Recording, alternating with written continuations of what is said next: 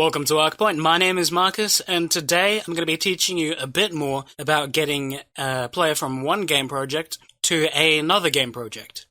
There are two ways we can do this. The first way is core content, getting a game portal, and the second one is simply scripting it yourself. Both of these ways are actually pretty easy, so we're going to go ahead and get started. So the first way we're going to do is a game portal.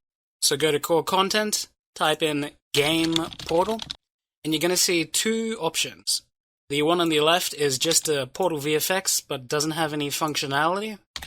And the second one on the right is a template, which has the function that we do want. So once you've got that in your scene, go ahead and click on it in the hierarchy, and scroll to the bottom of the properties, and you're going to see a property named Destination Game. Now, this is important because it determines what game we get teleported to. At the moment, it is set to go to Core Plaza, but we're going to switch it out for a different game. So the question is, where do we get this link?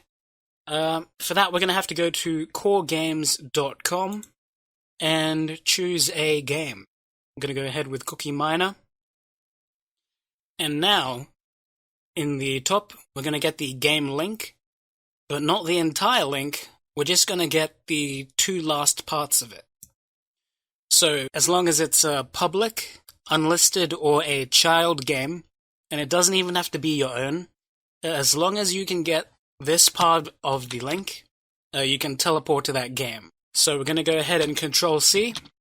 We're going to go back to the core editor, and Control-V. Now, when we preview the game, walk up to it, and press F, nothing is going to happen. That's because to be able to teleport a player to a different game, it has to be on a live server. So public, unlisted, child, but not preview mode. So we're going to hold off on that for now, and we're going to start scripting it. So to script it, we're going to go to the top left and press Create Script. We're going to open up the script generator. We're going to swap it from Ability to Event Trigger Overlap. And we're going to just create a new script. I don't know, game, portal, script, thing. Yeah, should be alright. And close the script generator. Now, we're going to add a custom property on the right side. Once we've selected this script, we're going to make it a string because it's got letters, and name it game portal script. Oh, hang on. Game dash portal. There we go. Add that property, and now we're going to open up the script. I've got mine plugged into Visual Studio. And so we're going to... Actually, we're going to copy and paste this from the bottom right so that we can just skip past getting that variable, whatnot. Anyway, so on function interacted, we're going to add our code, and that is other, transfer to game, bracket. That's pretty much it. We're going to get our prop game portal, but we're going to name it portal string, and then we're going to copy and paste that into the bracket. There we go.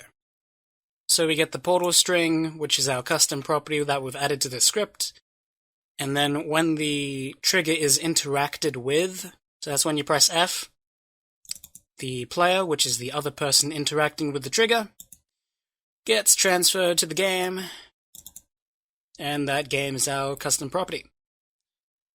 We could add it into the other ones, but it'll be fine.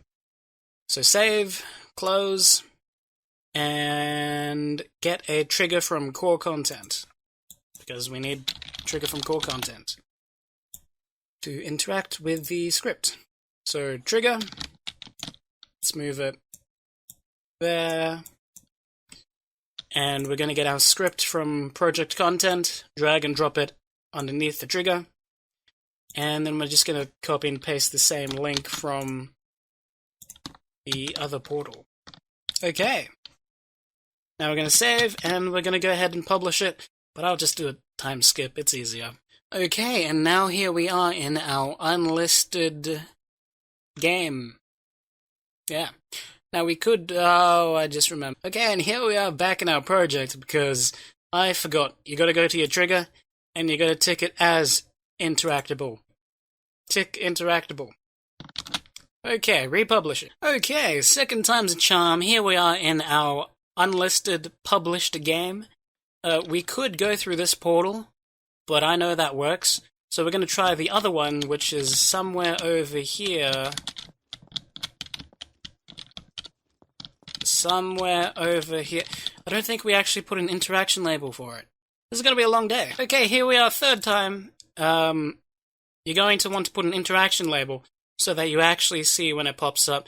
Never mind, we just never hit where the trigger actually is. Interact with me is what we do. Cool. Now we're just gonna get some cubes for our own sake. Cube.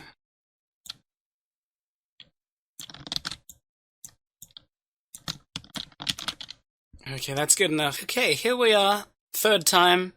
Unlisted game. Published.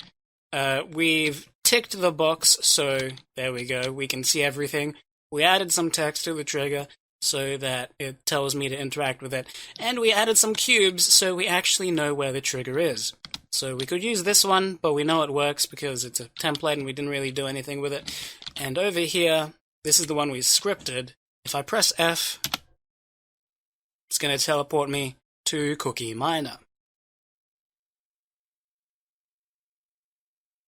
And there we have it. That is how you teleport a player to a game, and it doesn't even have to be your own. So yeah, that's the basics of teleporting a player to a different game and using a trigger as interaction to trigger the teleportation.